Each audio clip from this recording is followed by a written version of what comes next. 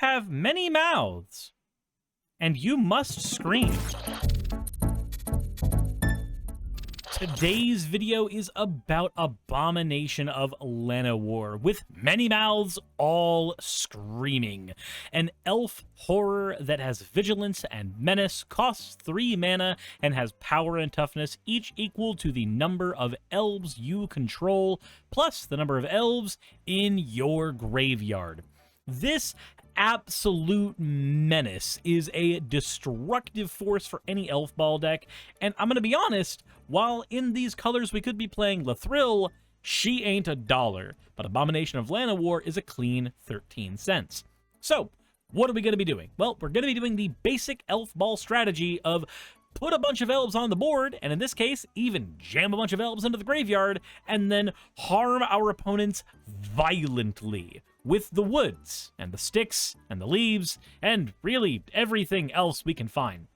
So, to facilitate this, we are going to use a combination of self-mill, overdraw, and of course, token strategies to get every elf possible into every orifice our deck can cram them into. So, let's go ahead and begin with that elf token strategy with the 5 elf token producers that are in our deck, beginning with Liz Alana Hunt Master. Whenever we cast an elf spell, we make a 1/1 green elf warrior token.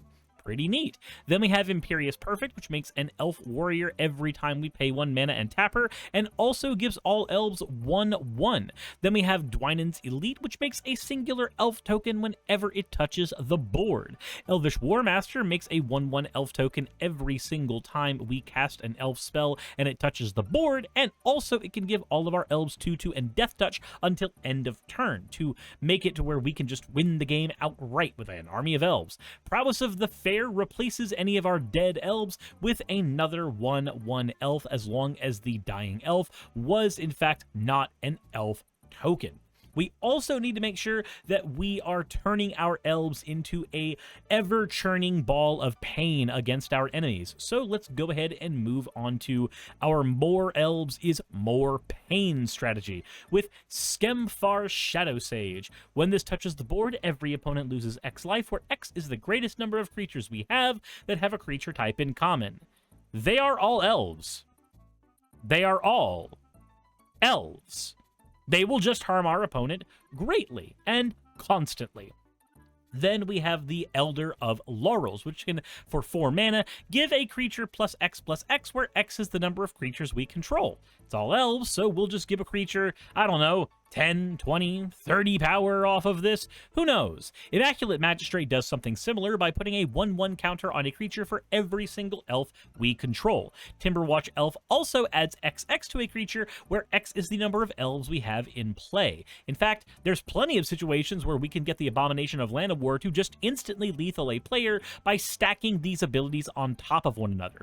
But we also have an elf that can stand on its own in Jagged Scar Archers. It gets power and toughness equal to the elves we control and can even snipe flyers out of the air based on its power. We also have ways to burn our opponents down with Poison-Tipped Archer, leaving our opponents with 1 less life every time any creature dies, and Shaman of the Pack, which deals damage to any opponent equal to the number of elves we control whenever it enters the battlefield. Finally, let's boost some of our elves with some basic anthems. Gaia's Anthem will give all of our creatures 1/1, and Sylvan Anthem will give all of our green creatures 1/1, and also a Scry anytime one of them touches the battlefield. We can also hope to pump up our board with some overrun effects, like Overrun itself, giving all of our elves 3/3 and trample until end of turn, Thunderfoot Baloth, giving them all 2/2 and trample until end of turn, or just as long as our Abomination of Llanoward is on the board, and Enray's Forerunners, which gives Vigilance, Trample, and +2/+2 to all of our creatures the turn it touches the board. It also happens to be a Vigilance, Trampling, and Hasting 7/7, which is already a fantastic combination of pain to deal with. We've also got some self-mill and recursion in Herald Unites the Elves, which is part of our 4-card recursion package. This lets us mill 3 cards and then put an elf or Tyvar card from our graveyard onto the battlefield. It also allows us to put a 1/1 counter on every elf we control and then gives our elves a pseudo wither effect afterwards in its final point on the saga, meaning anytime one of our elves attacks, we can give an opponent opponent's creature -1/-1, up to and including death. Return upon the tide gives a creature card from our graveyard a revive, and also if it was an elf we revived, we get 2 1/1 green elf tokens to supplement our board state. Golgari Finebroker lets us get any permanent card from our graveyard while also being an elf itself, and Roots of Wisdom lets us mill 3 cards and then return an elf or a land from our graveyard to our hand. If we can't do that, we'll also draw a card, but if we can get a few elves in the grave this way and keep them there, the Abomination of Llanoward is that much safer in its power. All in all, this should allow us to create a board state that has plenty of elves that do plenty of damage on their own, and will supplement Abomination of Llanoward's pseudo-Voltron strategy of punching somebody really, really hard in the left testicle. That all said, we do need to be able to draw through our deck to be consistent, so let's talk about doing that next. We will be running an 11-card draw and pseudo-draw strategy with one powerful top end to speak of. Let's go ahead and go into the first card, which is Feed the Infection. This lets us draw 3 cards and lose 3 life, and Harmonize is doing effectively the same thing, but in green color. We've got an Elvish Visionary to draw a single card when it touches the board, which may not seem like much, but adding extra power to our commander, pumping up all of our other elves with their tribal abilities, all in all, replacing itself cantrip style is a very powerful side effect of dropping an Elvish Visionary on the board. Tajiru Paragon says whenever it enters the battlefield, we can reveal the top 6 cards of our library and put a card that shares a creature type with it into our hand if we pay its kicker cost, which allows us to dig for even more elves. Miaria Thorn of the Glade allows us to pay 1 and 1 life if any of our elves dies and draw a card from that. War in Heaven lets us draw 3 cards and lose 3 life, and then allows us to mill 3 cards, which can power up our Abomination of Llanoward. After that, we can then get a bunch of creatures from our graveyard returned to the battlefield automatically at the end of this wonderful, wonderful enchantment. Then we have Herald King of Skemfar. At Menace and 3/2, I was very tempted to make this the head of the deck, but I didn't want to do a revive recursion strategy to dig for lots of elves. That felt like doing a bit much, but this allows you to grab the top 5 of your deck, grab an elf, warrior, or a Tyvar card from among them, throw it in your hand, then throw the rest on the bottom of your library. It would be way better if we could toss the rest of those cards into our graveyard, but we will take what we can. Skemfar Avenger says whenever our non-token elf or berserkers die, we can draw a card and lose 1 life, and Bounty of Skemfar allows us to reveal the top 6 of our library, grab a land and an elf from among them, and put them into our hand. But the land comes onto the battlefield tapped. This is a fantastic card that digs through your deck and ramps you and does all kinds of good stuff. And finally, at our top end, we have Genesis Wave, the coup de grace of this deck. This is effectively a draw spell in that we pay a lot of mana to get a lot of advantage from it, but it's doing way more than just that. Reveal the top X cards of your library, and you may put any number of permanents with mana value X or less from among them onto the battlefield. All cards revealed this way that weren't put onto the battlefield then get thrown into our graveyard, so any wayward elves that may magically be too big for this effect will just find their way to the grave. None of those will really exist in this deck because you plan on paying 10, 11, or 12 mana for this to dig, 9 cards deep and grab every single permanent, and then face your opponent with your giant board and ask them, so do you want it in the butthole, or do you want us to make a new hole? One that hasn't quite been perforated yet. Anyway, lots of draw here, lots of ways to dig through the deck, but we do need to also make sure that our opponents can't win the game, and to accomplish that, we need lots of ways to remove their shit. So, let's talk about doing that. To facilitate the perforation of our opponent's boards, we will be running a fairly hefty 14-card removal package. I've chosen to go this high because, well, elves are targets. Nobody wants the elf player to have stuff, so Let's go ahead and make sure nobody else gets stuff either. Murder lets us blow up creatures for 3 mana. Invasion of Lorwyn blows up any non-elf, and then also has the ability to flip itself over into the Winnowing Forces, which is a giant elf with power and toughness equal to the number of lands we control.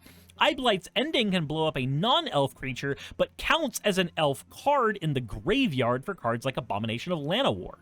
Poison the Cup is a power-crept murder that also has a foretell ability that we can use to make it cost more but gain scry out of it so that we can have more consistent mana and more consistent drops. Then Putrefy lets us blow up artifacts or creatures for 3 mana at instant speed. Drag to the Roots can blow up any non-land permanent, but it will cost less if we've milled 4 or more card types over the course of the game. Viridian Shaman enters the battlefield and immediately blows up an artifact. Return to Nature gets rid of an artifact or an enchantment and also can exile cards from the graveyard at instant speed. Please remember when using this, don't just get rid of a problem card, get rid of a reanimation target after it has been chosen as the target of a reanimation spell. Between this and Honored Heirloom, I've watched a lot of people play these cards wrong and then not understand how powerful they actually are, just due to layering their cards incorrectly. Binding the Old Gods gets a forest out of our deck, but it also blows up a non-land permanent and has the ability to grant Death Touch to our entire board.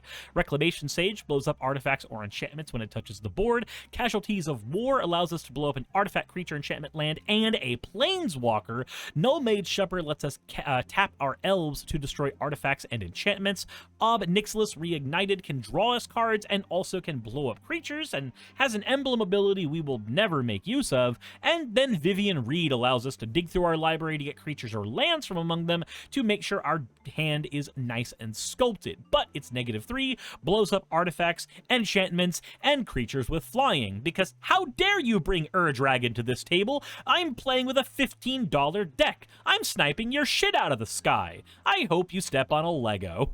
And finally, we are running a singular board wipe. I wanted to run more, but the more I thought about it, the less it made sense to run more things that harm us as a go-wide board. So Necromantic Selection was an obvious pick, since it blows up all creatures and then revives one of them back to our board. If we have the Abomination of Llanoward, we can use this to get our commander back on the board, just as powerful as it was when everything was wiped out, since it'll gain power from all of our dead elves, on top of any elves we play afterwards.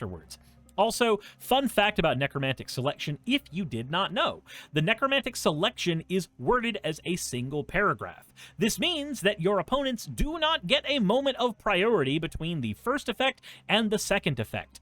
This is very important because a player must be able to take a measure of priority to move their commander from a zone to another zone, and Necromantic Selection denies a player that ability.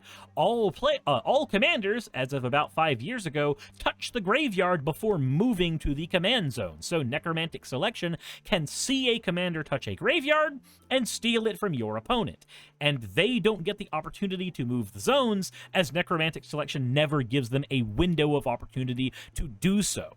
It is a fascinatingly dirty mechanic, and it's why this is one of my favorite reanimation/board wipe spells. I adore this thing, and I'm always sad whenever I power up a deck enough to cut it out, but I love playing budget decks because I get to do these fun, quirky things like steal your shit. You paid more money for it than I did. Anyway, let's talk about ramp. Now, this is less a total strategy and more just a side effect of playing elves. Elves, they make the mana. They make lots of mana. They make oodles and oodles of fucking mana, and it all begins with this little fucker right here, Llanoward Elf. It allows you to tap it to get a single green mana. That's really tiny and really harmless. It sure would be a shame if Wizards had a fascination with reprinting Llanoward Elf in multiple sets. In this deck alone, we are running 2 Llanoward Elf variants, but you could also shove in Boreal Druid and Finehorn Elves and Arbor Elf and all kinds of cards that are basically Llanoward with added flavor, or written in German, or with a ball gag. Like, there's all kinds of different ways to get this effect for 1 mana. It's kind of insane how often the Llanoward elf idea has been pounded, but let's move into other cards. Druid of the Cowl is another Llanoward elf adjacent, but it costs 2 mana because M19 was made by a bunch of cowards, and they were afraid of the power of Llanoward elf. Magic the Gathering's Foundations is a wonderful set so far, and I can't wait to build some of the commanders from it because holy shit, Wizards of the Coast is putting power back in Standard. Anyway, Blightsoil Druid is a Llanoward elf adjacent that is black and costs 2 mana. Leaf Gilder is a Llanoward elf adjacent that is 2 mana as well, because, again, sets made by cowards who are very afraid of the power of Llanoward elf. Then we have Elvish Rejuvenator, which touches the board and lets you look at the top 5 cards of your library. You throw a land from among them on top of the battlefield, and then you go off to the races. I like Elvish Rejuvenator for its ability to get non-basic lands off the top of the deck and play them in otherwise inopportune circumstances. Rishkar Pima Renegade is a mana dork in its own right, but it can give 1/1 counters to other creatures and convert them into mana dorks. It also allows any of your 1/1 counter synergies elsewhere in the deck to get double benefit by converting any of those, say, elf tokens into green mana. Llanoward Scout allows you to put extra lands from your hand onto the battlefield, so if we overdraw and get some extra lands, we will use this to drop them down.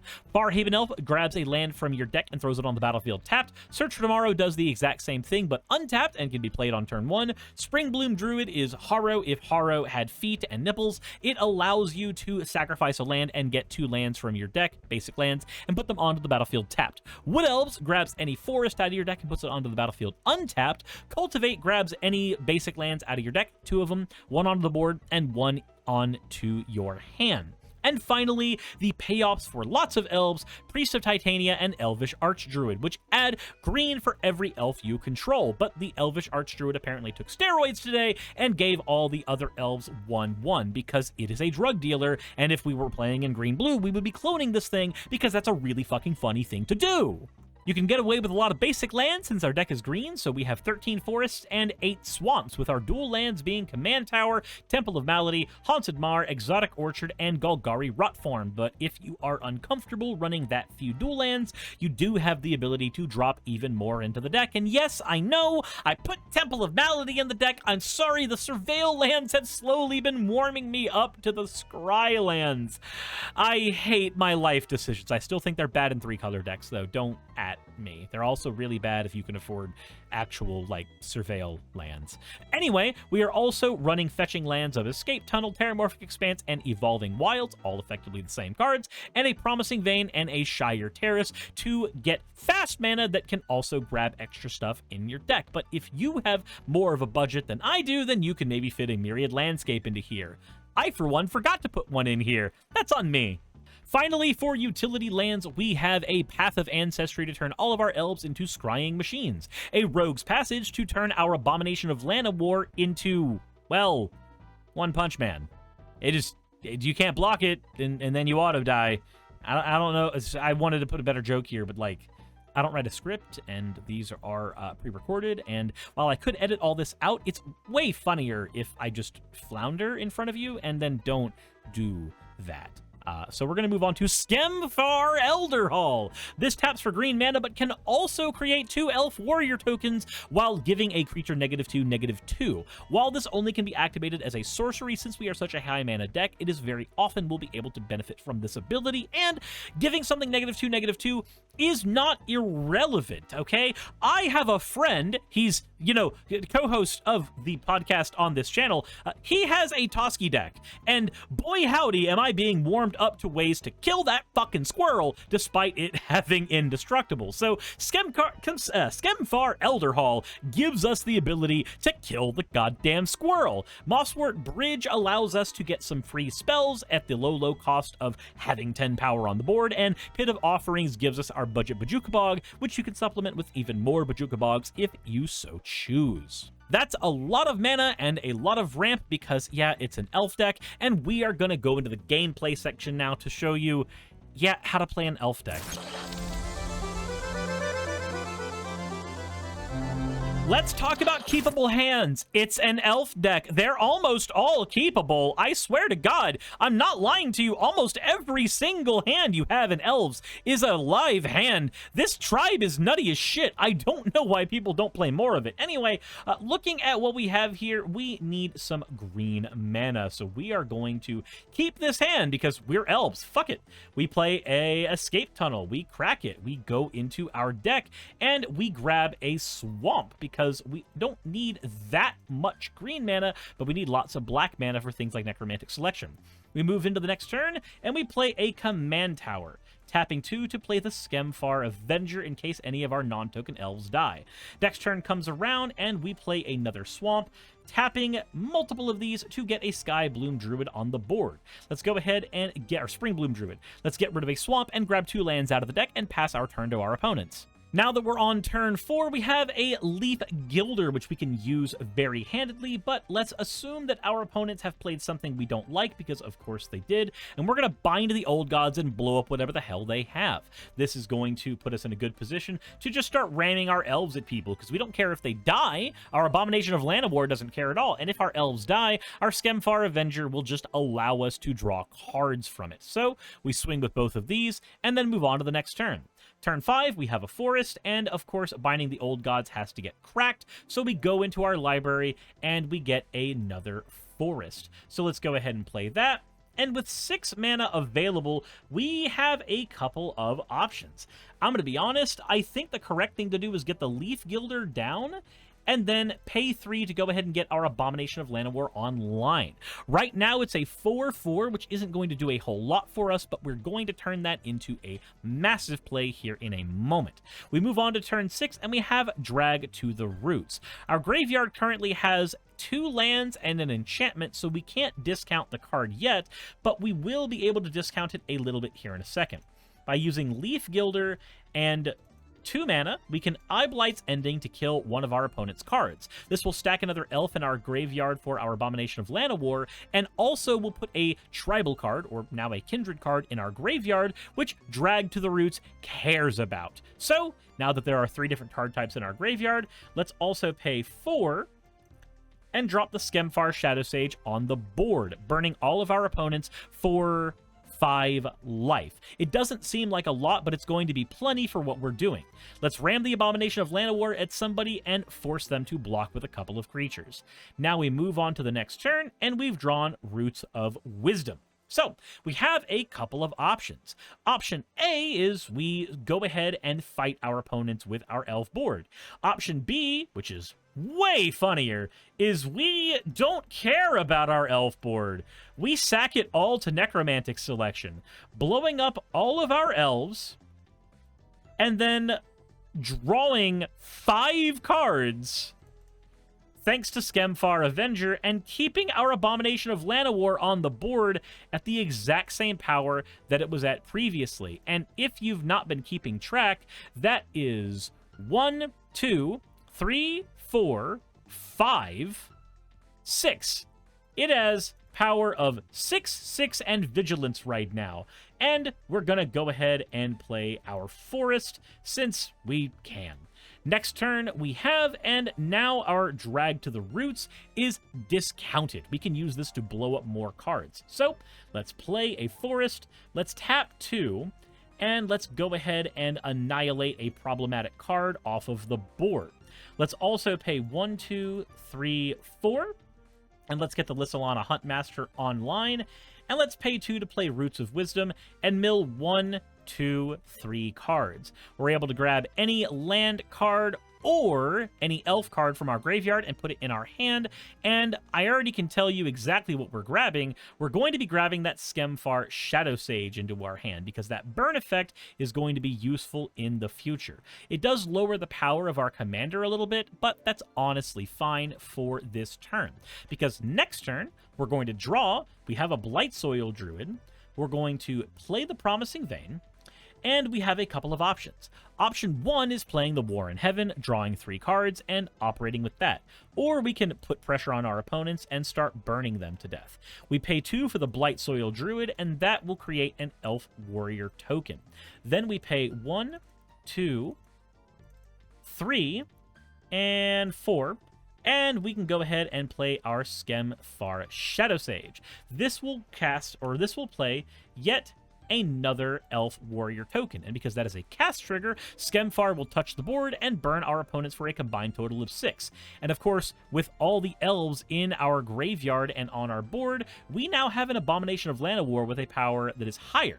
1, 2, 3, 4 higher. This is now a 10/10 Vigilance Menace that if it dies, we just pay a little bit of mana and play it again. We punch somebody in the nads with that, and then we move on to the next turn. Or realistically, we would have casted Cultivate, like a person who knows what they're doing, and would have actually grabbed lands out of their library. You know, again, like somebody who knows what they're doing. I am certainly not that person. I have no idea what you're talking about. I definitely casted the Cultivate when I was supposed to. I never missed anything.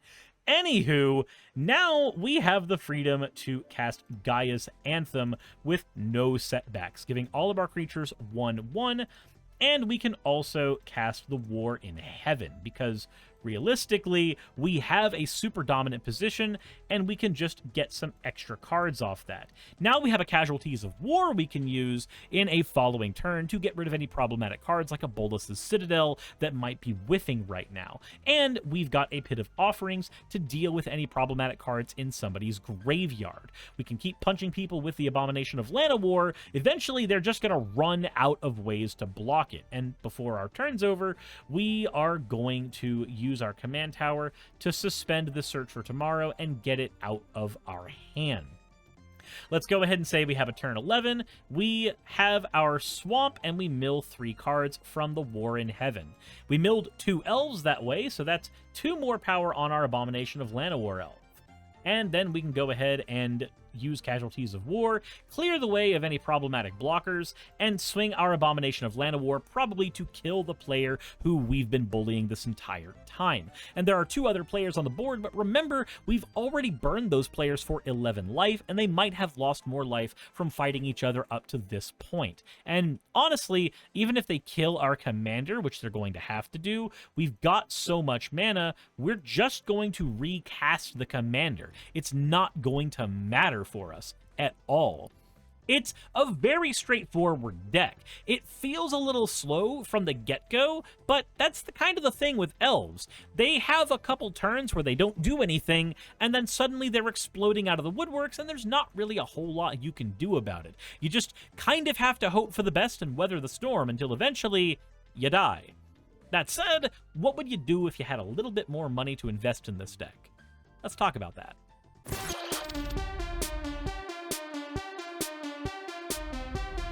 Holy crap, there's too many cards to talk about in the upgrade section. Elves is the single most supported archetype in all of Magic the Gathering. I swear, don't quote me on that, I'm probably correct. We're gonna go over some of the best upgrades you can put in this deck, but I'm gonna be honest, I am barely skimming the surface. There's just that much garbage when it comes to elves that you can shove into any deck. First of all, Lathril, Blade of the Elves, the actual poster child for Kaldheim elves from years ago. Whenever it deals combat damage to a player, make that many 1/1 green elf tokens, and also tap 10 elves to make each opponent lose 10 life and he gain 2 life. Hell, you can double this deck's power just by putting Lathril in the actual, like, command zone. Lathril's bonkers. I have no words, just bonkers. Then we have Finehorn Elves, another Llanoward elf adjacent card. Then we have Dwynen Guiltleaf Dean, another 1/1 to all of our elves, and also gives you life gain whenever our elves are swinging. Galadriel Ambush will be a fog effect that it's amazing because it prevents all combat damage from non-elves, only non-elves, and then makes X 1/1 green elf warriors where X is the number of attacking creatures. There's so many applications for this, it's insane. Beast Whisper is one of the greatest draw engines an elf deck can ever hope for. Elder Fang Venom gives all of our elves Death Touch and another aristocrat style ability. Elvish Ambush is another gigantic wave of elves we can drop on the board along with Elvish Promenade. Wirewood Chandler adds X mana where X is the number of elves elves we have in play. Canopy Tactician gives us 3 mana, and also a giant +1/+1 to all of our elves. Morrowind the Nurturer is just insane. This is a borderline CEDH commander on her own. The fact that she can get 1/1 counters, meaning that even when your elves die, she's still giving you lots and lots of power, and there's ways to abuse this with Proliferate. You add green mana equal to her power. She's nutso. Leaf Crown Visionary is another lord for all your elves, and whenever you cast an elf spell, you can draw a card if you pay 1. Tyvar the Pummeler works really well if you keep the Abomination of Llanoward as the front line of the deck, though, because this, for 5 mana, gives all of your creatures XX until end of turn, where X is the greatest power of creatures you have. So if the Abomination of Llanoward is sitting at like 15/15, Tyvar is giving your entire board +15/+15. This is one of the most nutty things you can add in, and at $3, it's kind of a no-brainer in an elf deck. That's kind of my problem with some elf decks, actually. Then we have Tyvar Kell, giving all of your elves a mana dork ability, the ability to make mana tokens, and the ability to give 1/1 counters onto an elf and then untap it, which allows you to do bonkers things with stuff like Morrowind. Patchwork Banner's a mana rock that also gives all your elves 1/1, so it's safe from board wipes. Wolverine Riders is hopefully going to be lowering itself in price eventually. $5 for one of the best token creators in elves is kind of annoying, but, I mean, it is one of the best token creators in elves. It makes a 1/1 elf every single upkeep and also gains you life every time an elf touches the board. Then we have Galadriel Brigade with Squad, so we pay 3 mana for 1, 5 mana for 2, 7 mana for 3. You get the idea. They all come down onto the board and they all give elves +1/+1. I've used this as a win con in Galadriel. It is fantastic and busted. Then we finally have Ezri Renegade Leader. You can pay green to regenerate elves, and you also have a built-in overrun effect. If you have $5, take the overrun out of the deck and put Ezri in place of the overrun, since he has an actual overrun effect glued to his nutballs. And Jesus Christ, there's so much more you can add into this deck. You can put a Bolas's Citadel in. You can swap the commander out for Lathril and add in cards like Sting or Seedborn Muse to get the tap-untap abilities and burn your opponents for a lot. You can add in a Fire Shrieker to make Abomination of Llanoward have double strike, and then there's so much stuff you can do to power up this deck past its $15 version.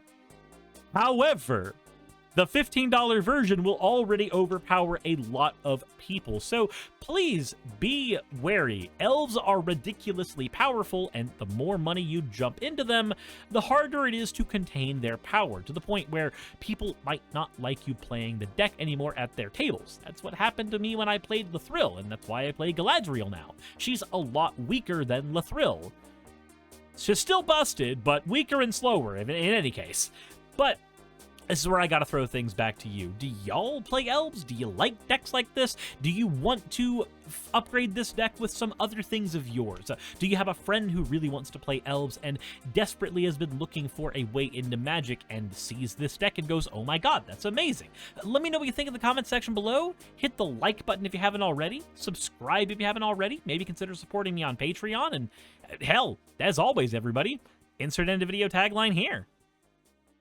Hey, just wanted to give a quick thank you to all of my wonderful patrons who help keep me afloat and help keep this channel going.